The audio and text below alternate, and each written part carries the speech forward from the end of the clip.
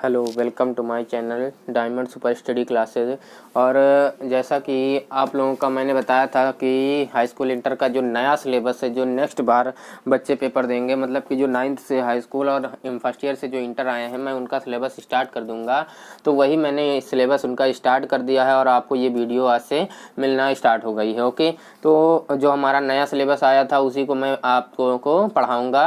और सबसे बड़ी बात ये है कि जो आपका नया सिलेबस आया है वो अभी तक यूपी बोर्ड में किसी ने भी नहीं पढ़ाया है। ओके, मतलब कि अभी किसी ने भी नया सिलेबस स्टार्ट नहीं किया है और मैंने स्टार्ट कर दिया है, तो आपको सबसे पहले हमारी वीडियो ही मिलना स्टार्ट हुई है। ओके, तो ये आपके लिए बहुत बड़ी बात है। ठीक है, तो आइए हम अपना पहला चैप्टर स्टार्ट करते हैं। जो हमारा पहला चैप्टर है आ लेटर टू गॉड। तो आ लेटर टू गॉड का मतलब है कि एक पत्र भगवान को। ओके, एक पत्र भगवान को देना है, तो वही हमारा ये चैप्टर का नाम है और इसको जीएल फिंच जी ने लिखा है। ओके, तो आइए हम जीएल फिंच जी ने जो चैप्टर लिखा है उसमें देखते हैं इसमें होता क्या है। तो अबाउट द स्टोरी, अगर इसमें कहानी के बारे में बता दें तो इसमें होता क्या है कि एक लैंचो नाम का किसान होता है जो बहुत ही गरीब होता है और उसकी जो मनोदशा होती है वो बहुत ही गड़बड़ होती है। वो अपने परिवार का भरण पोषण किसी तरह से करता है और लेकिन अचानक होता क्या है, उसकी सारी फसल एक बार नष्ट हो जाती है और वो बहुत ही परेशान हो जाता है।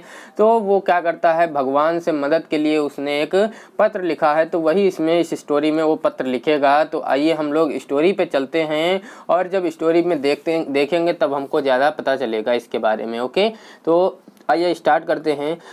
द हाउस, घर, the only one in the entire valley, केवल अकेला एक इन द इंटायर वैली मतलब संपूर्ण घाटी में। ठीक है, तो घर अकेला एक संपूर्ण घाटी में। Sat on the crest of a low hill, sat मतलब व्यवस्थित था, ऑन द क्रिस्ट मतलब की चोटी पर, ऑफ ए लो हिल मतलब पहाड़ी की निचली सतह। ठीक है, लो हिल मतलब पहाड़ी की निचली सतह।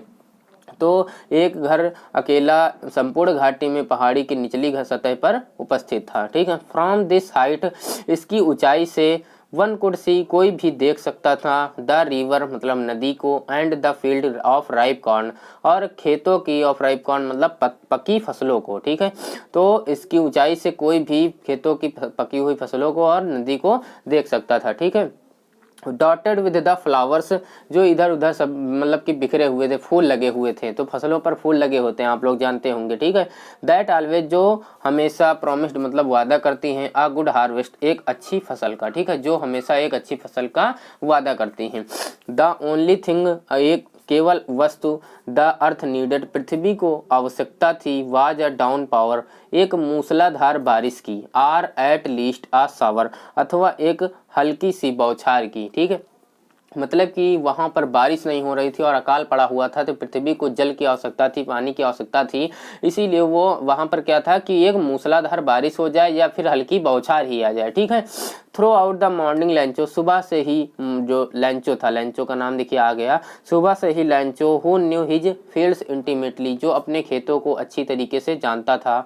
Who knew his fields intimately मतलब जो अपने खेतों को अच्छी तरीके से या पूरी तरीके से जानता था। हैड डन नथिंग, कुछ भी नहीं किया था। एल्स मतलब उसने कुछ भी नहीं किया। बट सी लेकिन देख रहा था। द स्काई मतलब आकाश की ओर, टू वार्ड्स मतलब की ओर। ठीक है, तो वह आकाश की ओर देख रहा था। द नॉर्थ साइड मतलब नॉर्थ ईस्ट मतलब कि उत्तर पूर्व की ओर। ठीक है, तो उत्तर पूर्व में वो आकाश की ओर सिर्फ देख रहा था और बाकी उसने कुछ भी नहीं किया।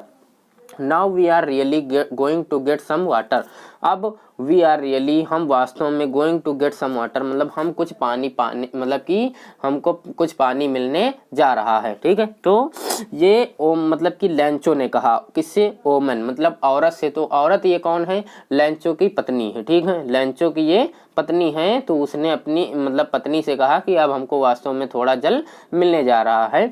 द ओमन हु वाज प्रिपेयरिंग, औरत जो शाम का जो भोजन तैयार कर रही थी। प्रिपेयरिंग सपर मतलब कि शाम का जो भोजन तैयार कर रही थी, ठीक है। रिप्लाइड उत्तर दिया, तो औरत ने जो शाम का भोजन तैयार कर रही थी उत्तर दिया यस, हाँ, गॉड्स विलिंग, भगवान की भी यही इच्छा है, ठीक है। The older boys were working in the field, जो बड़े वाले लड़के थे, तो देखिए इसका परिवार बहुत लंबा था, कुछ बड़े थे कुछ छोटे भी लड़के थे, ठीक है, और इसकी पत्नी थी। तो जो बड़े वाले लड़के थे were working in the field, वो काम कर रहे थे, इन द फील्ड मतलब खेतों में, तो बड़े वाले लड़के खेतों में काम कर रहे थे। व्हाइल द स्मॉलर वंस, जबकि जो छोटे वाले लड़के थे were playing near the house, वो खेल रहे थे नियर द हाउस मतलब घर के पास में, ठीक है। जो छोटे वाले थे वो घर के पास में खेल रहे थे, okay.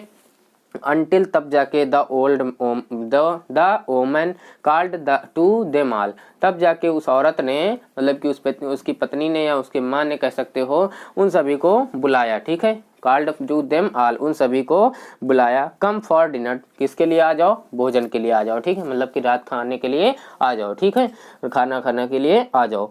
It was during the meal, यह मतलब कि भोजन करने का समय था। दैट की just as Lencho had predicted, तो तुरंत लैंचो ने क्या किया, हैड प्रिडिक्टेड मतलब भविष्यवाणी किया, प्रिडिक्टेड मतलब होता है भविष्यवाणी करना, ठीक है। Big drops of rain began to fall, बड़ी बूंदे ऑफ रेन मतलब बारिश की, बिगन टू फॉल गिरने वाली हैं, तो उसने क्या भविष्यवाणी की कि बड़ी बूंदे, बारिश की बड़ी बूंदे गिरने वाली हैं।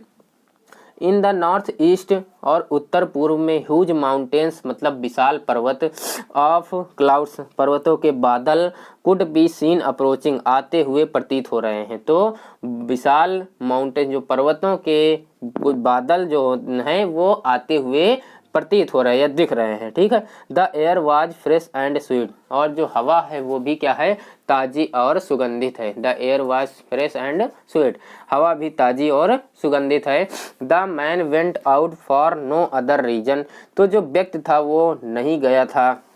द मैन वेंट आउट, व्यक्ति बाहर गया, फॉर नो अदर रीजन कोई और कारण से नहीं गया था, than to have the pleasure मतलब कि जो व्यक्ति था वो बाहर चला गया था, ठीक है।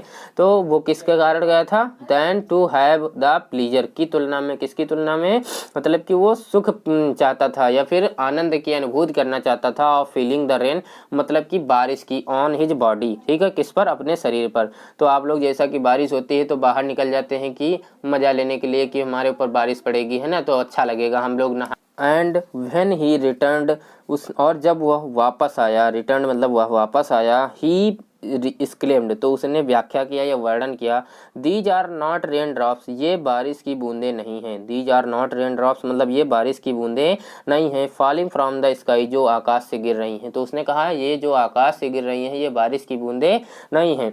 दे आर न्यू कॉइन्स, ये नए सिक्के हैं। उसने क्या कहा, ये नए सिक्के हैं। The big drops are 10 cents, जो पीसेज जो बड़ी वाली हैं वो 10 सेंट की पैसे की हैं, ठीक है। मतलब कि आप लोग जैसे अपने यहाँ रुपए चलते हैं तो वैसे वहाँ पर सेंट चलते थे, ठीक है, बाहर में मतलब कि बाहर के देशों में।